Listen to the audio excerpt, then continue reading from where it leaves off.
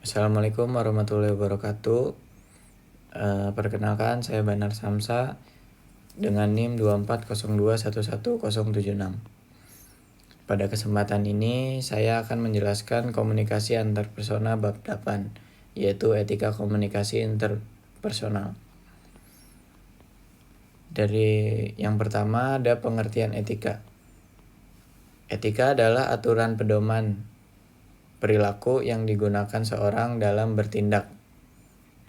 Secara etimologis, kata etika berasal dari bahasa Yunani, yaitu ethos, yang berarti itu kebiasaan atau watak.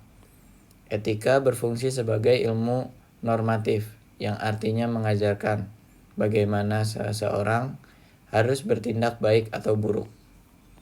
Selanjutnya ada tujuan etika dalam komunikasi. Menurut Richard L. Johansson, tahun 1996, etika diperlukan dalam komunikasi agar prosesnya itu lebih manusiawi. Tujuan etika dalam komunikasi meliputi yang pertama, membantu manusia dapat bertindak bebas dan bertanggung jawab. Terus yang kedua, ada manusia dalam mengambil sikap dan tindakan yang tepat. Yang ketiga, mewujudkan kebahagiaan bersama dalam kehidupan. Selanjutnya ada fungsi etika. Etika berfungsi untuk yang pertama ada menilai perbuatan baik. Ya, bisa perbuatan baik atau buruk.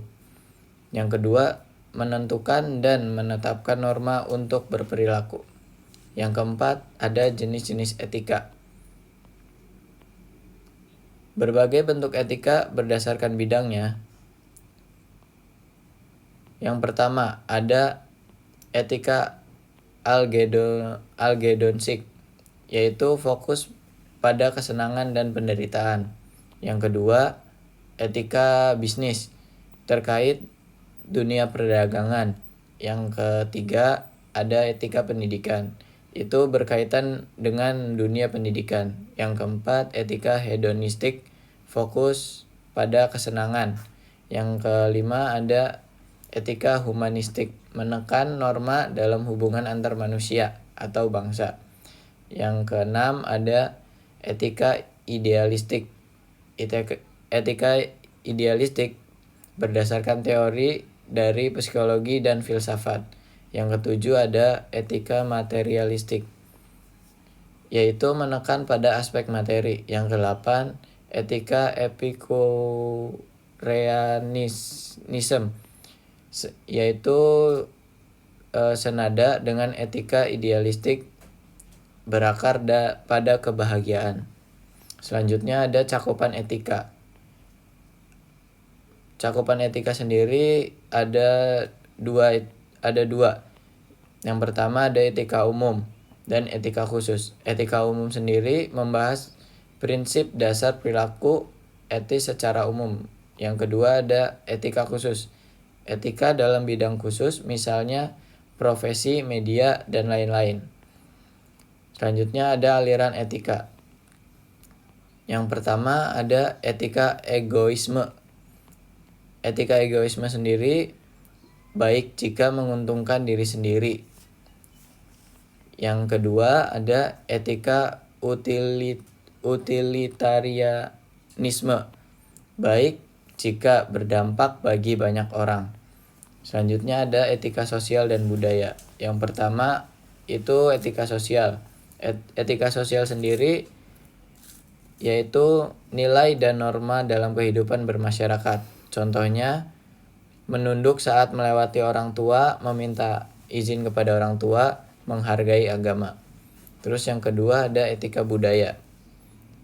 Itu nilai dan tuntutan budaya dalam bermasyarakat. Contohnya tidak berduaan di tempat yang sunyi. Terus tidak telanjang di tempat umum.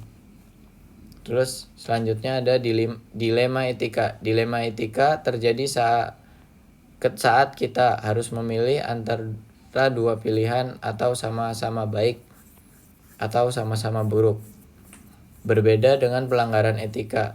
Dilema etika lebih kompleks dan berada di zona abu-abu, tidak selalu benar atau salah.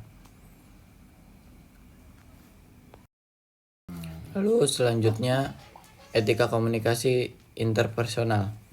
Etika dalam komunikasi interpersonal itu menyangkut perilaku baik dalam interaksi antar individu, baik komunikasi langsung maupun tidak langsung.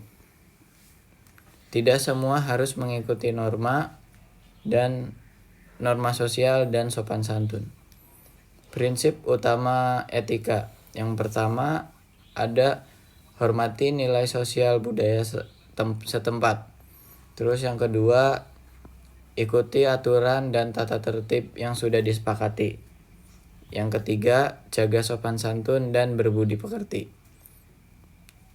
Selanjutnya ada etika menurut Suranto A.W. Yang pertama ada komunikasi tatap muka.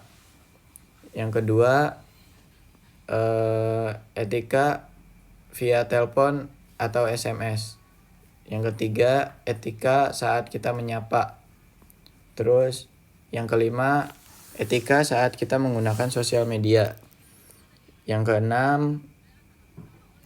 kelima itu tidak menghina. Yang keenam, tidak menggunjing. Yang kedelapan, etika saat berada di keramaian. Yang ketujuh, etika saat berkenalan. Yang kedelapan, ada etika saat berbicara. Yang kesembilan, ada etika saat merokok. Yang terakhir, bertukar kartu nama dengan sopan. Lalu kesimpulan dari materi yang saya sampaikan adalah etika adalah pedoman perilaku yang membantu individu bertindak secara benar dan bertanggung jawab. Dalam komunikasi interpersonal sendiri, etika penting untuk menjaga sopan santun, menghargai orang lain, dan menciptakan hubungan yang harmonis. Etika sendiri mencakup norma sosial, budaya, dan nilai moral, baik komunikasi maupun melalui media. Memahami dan menerapkan etika membantu mencegah konflik serta memperkuat interaksi yang sehat dalam kehidupan sehari-hari. Itu saja yang dapat saya sampaikan, kurang lebihnya mohon maaf. Wabillahi taufiq wal hidayah. Wassalamualaikum warahmatullahi wabarakatuh.